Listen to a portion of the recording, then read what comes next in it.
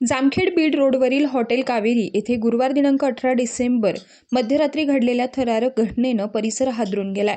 10 ते 11 जणांच्या संशयित टोळीने हॉटेलवर धडक देत प्रथम तोडफोड केली आणि नंतर अंधाधुंद गोळीबार केला। यामुळे परिसरात भीतीचं वातावरण निर्माण झालंय। या हल्ल्यात हॉटेल मालक रोहित अनिल पवार वय वर्ष 27 राहणार कान्होपात्रा नगर जामखेड हे गंभीर जखमी झालेत। त्यांच्या पायात गोळी लागल्याने त्यांची प्रकृती चिंताजनक असून त्यांना तात्काळ अहिल्यानगर येथील खासगी रुग्णालयात दाखल करण्यात आले।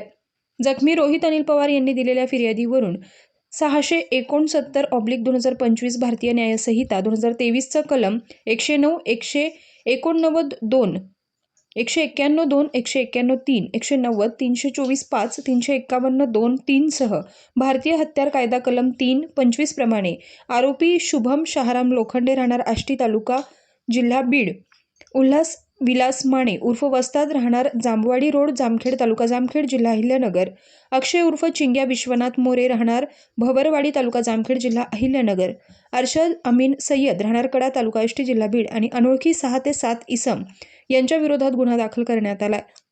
यातील एका आरोपीला जामखेड पोलिसांनी ताब्यात घेतला असून 4 आरोपी निष्पन्न झाले असून एकाला ताब्यात घेण्यात आले।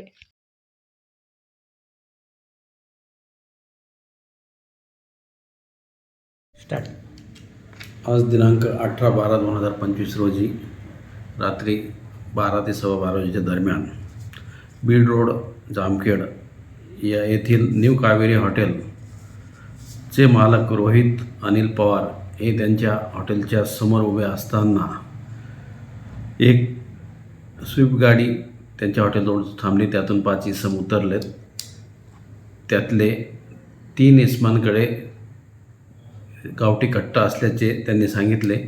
त्यांच्यावर अचानक फायर झाल्यामुळे ते स्वतःला वाचवण्यासाठी हॉटेलच्या पाठीमागे पळत असताना एक गोळी त्यांच्या उजव्या पायाच्या मांडीला लागली आणि ते काही अंतरावर जाऊन अंधारात लपून बसले आणि त्यानंतर अजून काही लोक त्या हॉटेलवर आलेत आणि हॉटेलचे नुकसान केलेलं आहे आणि हॉटेलसमोर रोहित पवार या हॉटेल चालकाची गाडीची तोडफोड झालेली आहे।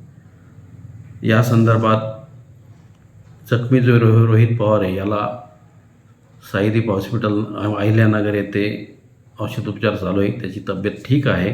त्यांच्या जबानीवरून पोलीस ठाणे जामखेड येथे CR नंबर 669/2025 कलम BNS कायदा 109, 189, 2, 191, 2, 191, 3, 190, 324 व भारतीय हत्यार कायदा 3(25) प्रमाणे गुन्हा दाखल करण्यात आलेला आहे।